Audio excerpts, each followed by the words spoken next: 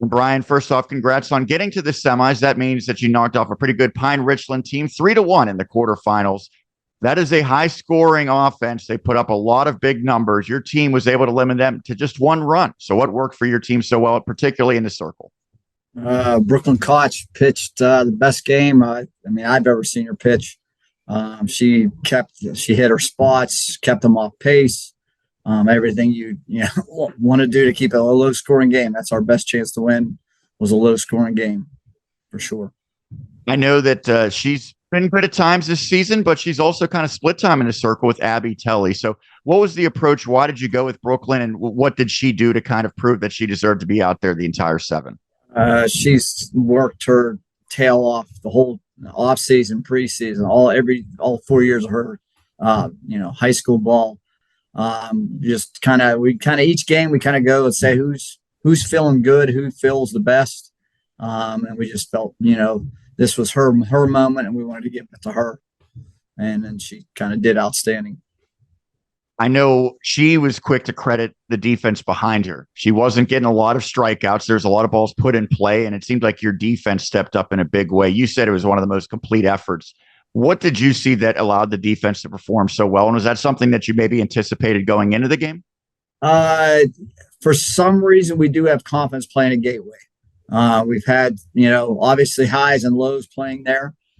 We did play one of our games there this season because of our outfield not being ready.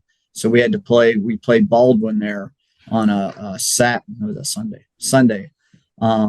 So that was kind of the vibe of the field. And then, like I said, our defense, we've been playing hard, just, had a couple bugaboos that we'd boot a ball, throw a ball, and kind of, our pitchers would do their job. And we, kind of at times we just had, but we played, we've made some spectacular plays. I mean, Bailey and Josie's kind of, game-changing plays. We had, 3 game-changing plays in the outfield this game. So contributing of our young players. And then once again, just being solid. That was the key, just kind of there. It's been a little bit of an up and down season. And certainly the regular season was. You had a nice winning streak, but then you kind of wrapped up regular season play scuttling, to say the least. I think you lost 4 of your final 5. That time off, because there is a lengthy delay between the end of the regular season and the start of the playoffs in 6A. How did you and your team improve?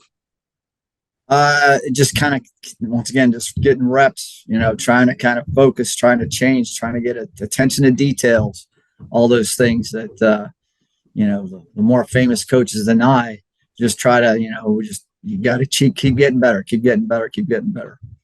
Little things. I know you're used to playing 3 and sometimes 4, 5 games in a week during the regular season. And now you get to the playoffs and you have, maybe 10 days kind of idle. And then you have another week before you head into the semis. What adjustments does that require? Oh man, that's especially now at the end of school.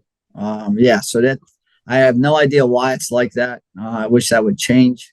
But luckily we got a scrimmage, and we kind of did it, inter squatting and doing stuff like that. It gets tough, especially the weather. Sorry, that's our school bell. The weather obviously dictates everything what you do. We had a stretch there, we were stuck inside. So you just, you're doing what you can inside. And when you get outside, you do what you can, for sure.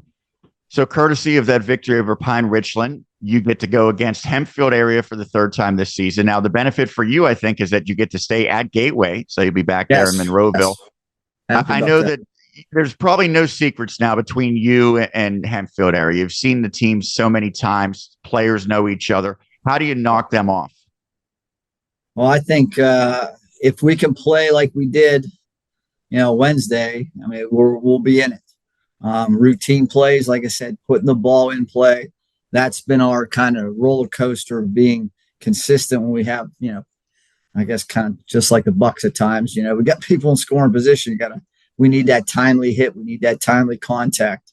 So if we can do that and keep them off pace, because once again, they can score runs too. So, the combination of not giving up too much and then just getting our own.